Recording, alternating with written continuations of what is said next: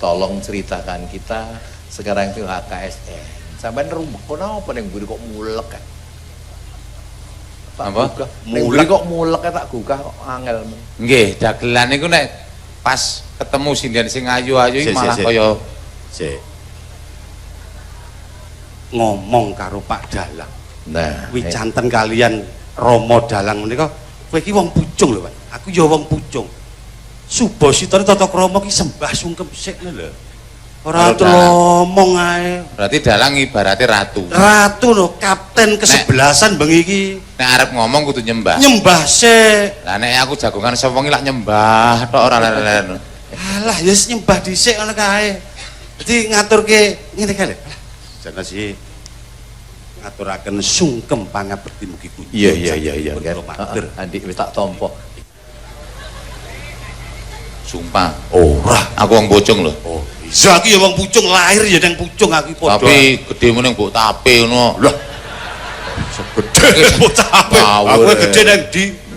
Nang Soko rek kok. Kowe ngarepe aja ngisin-ngisine aku disawang wong Pucung camat roh aku hormat. Ah walah tingkahmu sing ora karo-karuan kok ya. Nyembah jungkel ora karo ya sing biasa lho. Nuwun sewu lho. Bujange. Kranten kula piyambak menika dangu mboten panggih. Apik. Wong edan iki semalah ngomong kok juwet. Kok terus kowe ngene.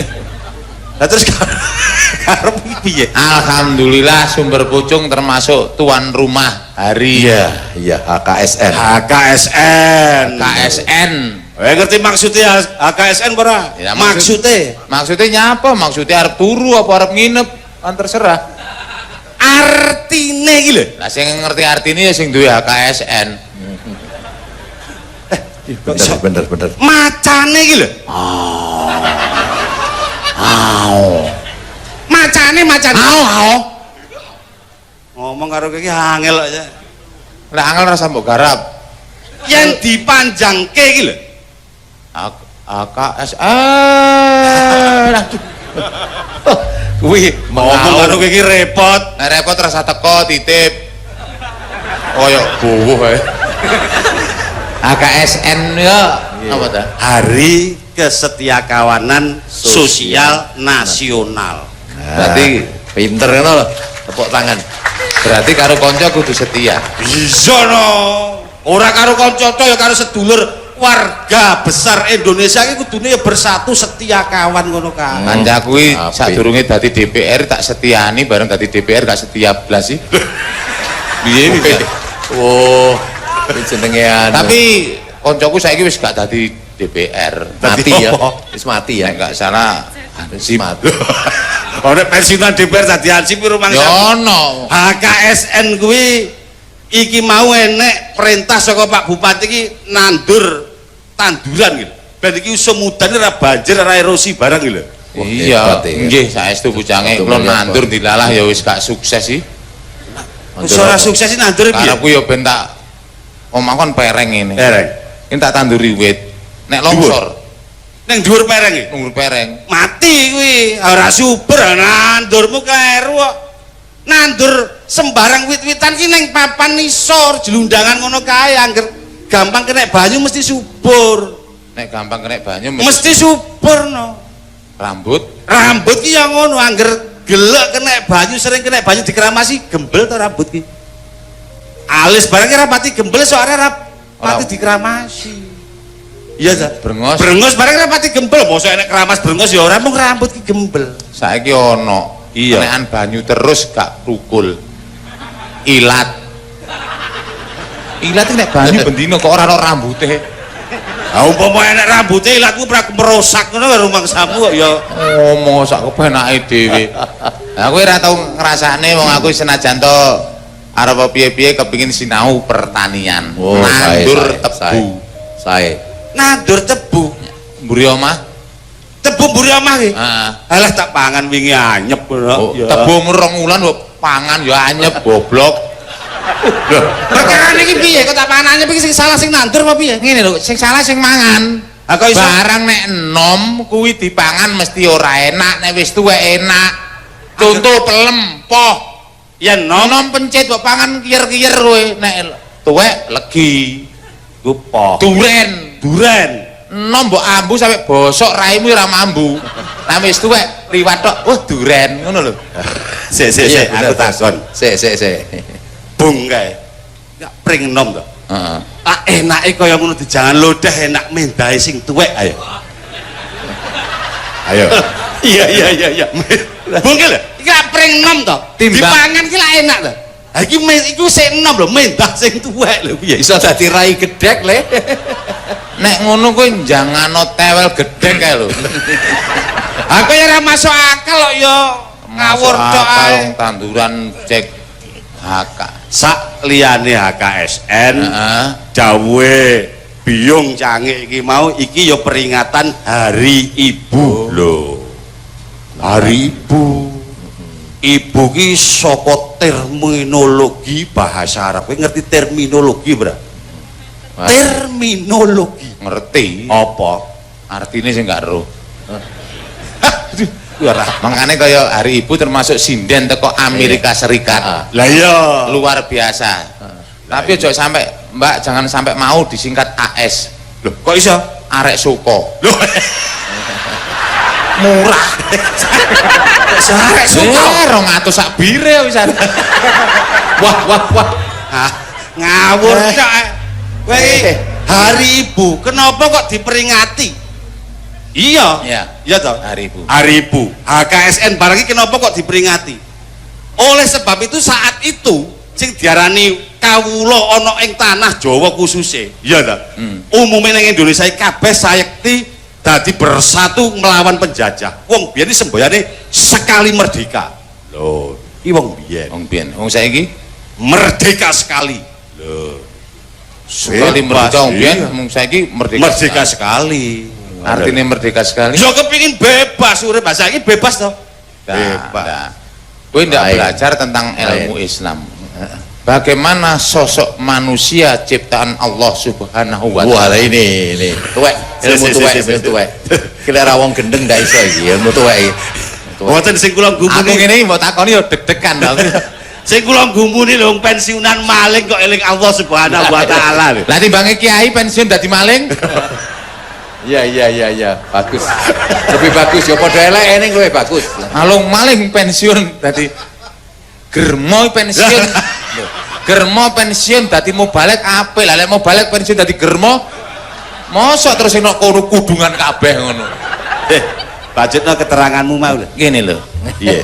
Manusia ciptaan Allah Subhanahu wa taala. Iya. Dikatakan bebas belum tentu bisa bebas. Aku iso ora iso? Upamane wong adus nek kali jati kuwi ngarepe ke lurah kuwi wedok kuwi bojone yo kuwi. Yo ngono. Yo. Ora usah mbok congor ning ngono. Lah ngono kuwi nek wong adus nun sewu cange.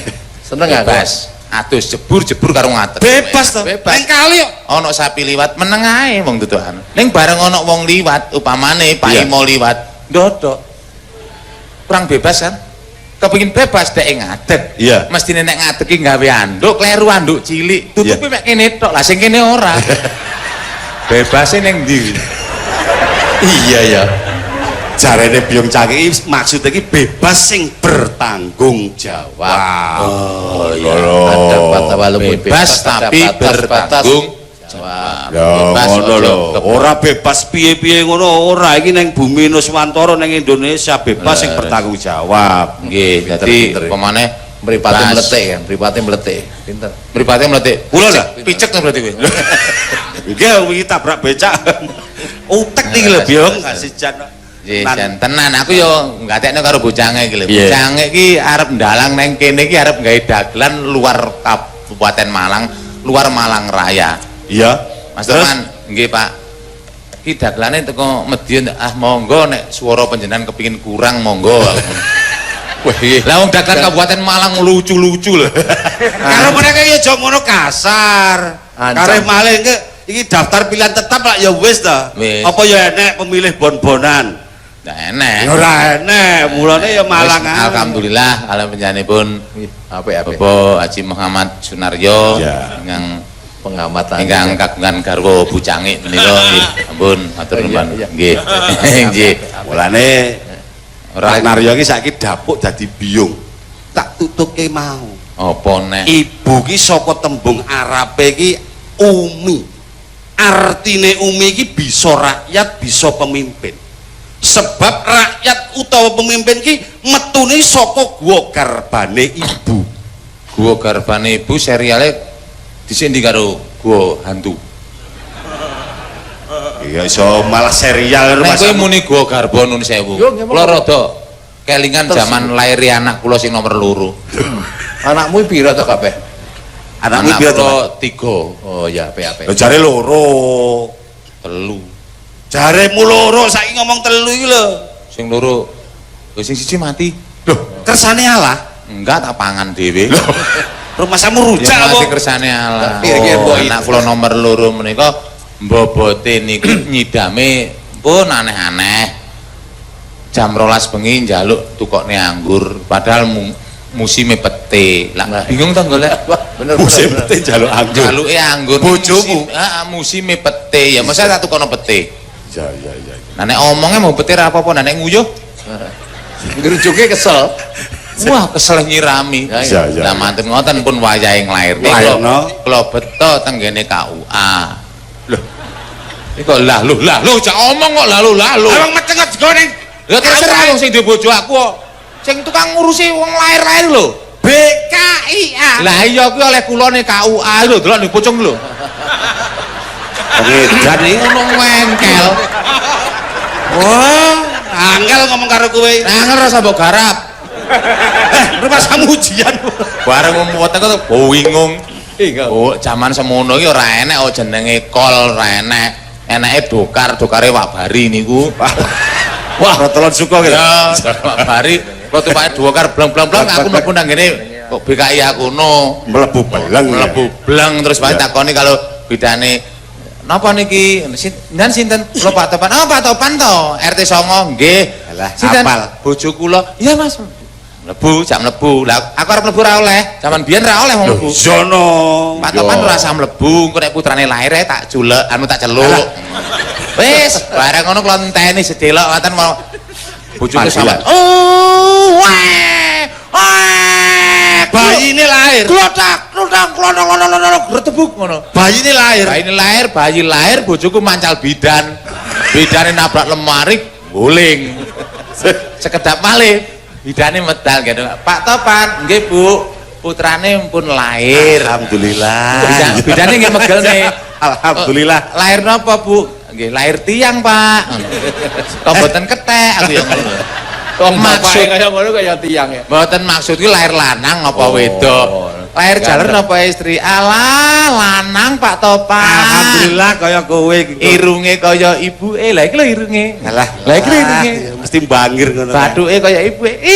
Bathuke ngono kan. Manuke kaya bapake. Iki. Berarti ki anak bayi bidan iki, Mang. Bidan iso ngomuni ngono. Lambang lembeng bidane lembeng men bidane. Nggih, bidane pancen rada lembeng. Terus nggih Pak Topan dening Bu Topan iki alit, laire bayi ini gede, nggih kepeksa dijahit. Lho, nggih Bu sampean jahit, pokoke kula sampean ngengei aku yo ngono. Iya. Kuwi bener kuwi. Ngengei. Rumangsamu ki diobras apa Karo bidan arep dijahit. Kowe njaluk dingengei. Sing dijahit iki apa? Enggak, aku njaluk ngengane bola apa njunjung bojoku sarungku suwek ngono lho. Nek dijahit kabel aku riwari iki tok. Iya bener. Lho diaturi ya. Kula niki ilmiah ngoten lho. Ilmiah ya. Wong edan iki ngawur cek ngono ya mbok omong kene. Lah tak mono ning njaba ya ana wong ngrungokno. Ya tegese iki laire anakmu ki liwat bojomu ki lahir disesar apa dipiye ngono lho. Kok sesar malah buyar wetenge bojo wong sesar ngene-ngene barang. Tulit ngono.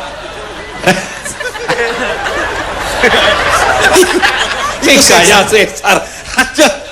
Coba ngomong karo kowe repot kok tenan. Ya omongnya repot rasa teko. Rumah samu Bu. Nggih nuwun sewu bucange. Iya. Sak liyane HKSN Hari Ibu ki menyambut tahun baru. Loh. Tahun baru tahun 2014 ki kelebu tahun politik. nek manut feng shui kuwi tahun kodok. Jadi kodok iki udane akeh, tahun 2014 ki usume kodok iki watake piye mencolot to. Mencolot nggih. Nah, berarti tahun 14 mencolot rono, mencolot rene biasa. Berarti tahun 2014 iki akeh politik sing mencela-mencele. Ya. Loh, mergo kodok hidupnya di dua dunia. Betul, dua Di alam, air dan dua di alam. darat.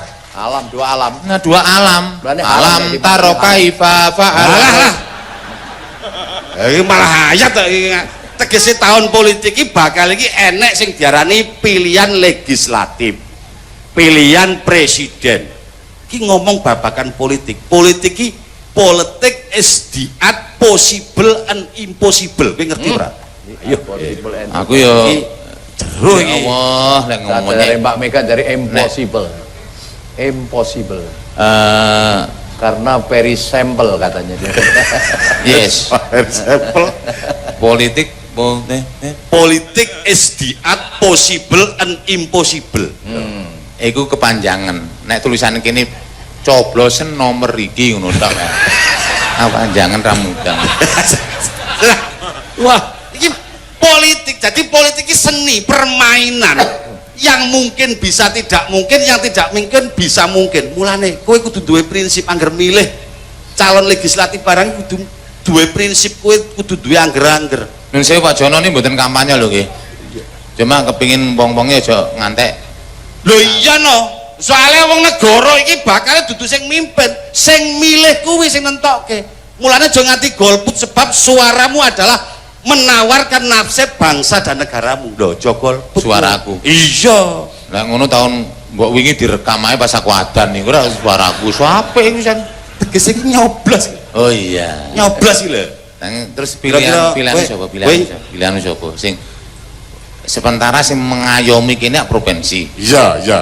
Mari provinsi terus daerah. Lah iya toh. Pertama cukup provinsi ya. Aku duwe angger-angger. Neng buku ki wis ngunekke menawa wong milih pemimpin sing sepisan kuwi alim. Apik kelakuane. Sing ngangka loro. Si alim tukang las nggonku kira apik lho. Iki akhlak. Oh akhlak. Akhlak. Alim itu alus. Alus. Meneng. Sing angka loro ki fasih. Ngerti marang apa sing bakal di amanahne kuwi. Berarti paham tentang Paham. akhir mau. Iya, fasih kuwi. Mulane seranek wong liya Sapa pilihan yang ki pilih? enek. Wis ngono tok ae. Wedok-wedok iki. Sapa? Encen. Rek. Iki. Awur tok. Wong edian iki. Sing ngedep wayang iki lho. Lah sing ngedep wayang ora mungkin dadi DPR. Kok iso? Lah, bakul wayang. Si aja nesu lho. Ngedep warung, Ngedep warung bakul warung, ngedep semongko, bakul semongko, ngedep wayang. bakul wayang. Iya ya. Bakul wayang. Ya. Iya Matur iya nuwun, iya Pak, iya. matur Engko nek nuwun. milih panjenengan iki wis ping pindho iki insyaallah. Lah iya no, karo meneh milih pedagang iki biasanya perhitungan. Sing tegese iki politikus sing background-e, sing artine latar belakangnya. Bener mungsuh pedagang mung medit. Loh. Apa-apa nek mboten semanten mboten sumpah kuwi. Nggonku lek tukirah omahe saka rada kene. Iya, lah kok total mesti pitik. soko. Total lumayan daerah kula mriku. Oh. Gawa pitik. Ani yuk, total pitik. Nggo apa? Lek mulur ora dirokok. Tak takoni, piro lek? Swidak. Ya. Terus Oh, Mbok nyang. 50 lek. Alah mbok picek mang dinyang 75. Aduh. kamu kok mau dinyang apa ora? Ya empuk. Kok iso? Terus barang Ya. barang pitike payu iki dijaluk sing jaluk wedok. Ya. Sing lanang jaluk nggih dikrokok. Nah, 10. Rokok apa 10 iki, Mbok? Lek gak samono ya gak. Medit bener dagang medit. Mulane kowe milih caleg iki bakal iki figur. Mulane delok latar belakangnya lho. Oh, lek latar belakang gak iso. Lek latare mburi wong arep aku roh. Arep latare ombo maksudmu? Tegese iki- dadi caleg iso nanggap wayang, nanggap ludruk ngono. Tegese iki background iki lho, background iki mau mengatakan background mburi iki lho. Lho iki lho. Background mburi iki. Berarti foto. Wis. Kowe- Oh, orang bekoki Niki repot. dagelan lugu kok biong niki. Maksudnya piye? Ya. Tegese iki background iki artinya ki apa pengusaha. Lah terus sing mbok pilih calon iki apa? Aku milih panggah milih dalang. Kok nyapa milih dalang? Loh pengertian no dalang. Tenan to. Loh iya. Tenan nih, dalang iki pengertian. Pomo kurang, Loh iki ngene iki kok umpama sangune dagelan kurang ya ditambahi karo kene. aku enggak. Loh kok iso? Anakku duwe dipacari dalang rong dina tak seneni. Kok iso? Dalang isine wong budreg. Sik. Sing iki Tukang ngamuk to, Le. Sik. menjan mireng to. Krungu aku krungu. Majeng mriku mang. Alon wedhus jare. Dalangi marai budreg. Iya. Aku ono sing lanang dalang, sing wedok wong biasa. Iya. Pak, sesuk tuku beras ya. Iya. Dalange jawab, Oh. Nyeneni Le iki. karo pulsa. Oh. Wis nesu. Tok. Oh, sing wedok mlawu ayu. Dalange budreg kan. Tapi dalang nggonku nek dalang iki enggak. Nah, coba kowe muni dalang kene ora Aku bayaran. lho, neng Surabaya aku dijak tenan no. Kurang kirang Pak, tambahi. Tambahi bayarane. Amplop. Berarti enek bayarannya tambah. Maune duwike ora ana amplopan ditambahi amplop ngono. Dadi ora tambah blas. Nggih, anu ngapunten nika dalang nggen kula. Iya wis mati. Oh, ngono nang Surabaya nek. Kowe mari ngomong kono Surabaya. Tapi Surabaya duduk Pak Naryo. Lah sapa nek dalang kono? Nek enggak salah balok. Dalang Oh, balok kami tuwa kene. Apur tok. Tunjung bang menika sinden panjenengan kok saged pados sinden wayu-ayu menika mados pundi lho. Loh, tergantung iku mau to, Le. Dalang nih mau nggih. dalang. Kurang tambahi. Kalau ngadep wayang ya berarti bakul wayang. Lek ngadep sinden Bakul sinden. ah, Muci kari. Kowe ngawur sok mulane kowe. asem balik.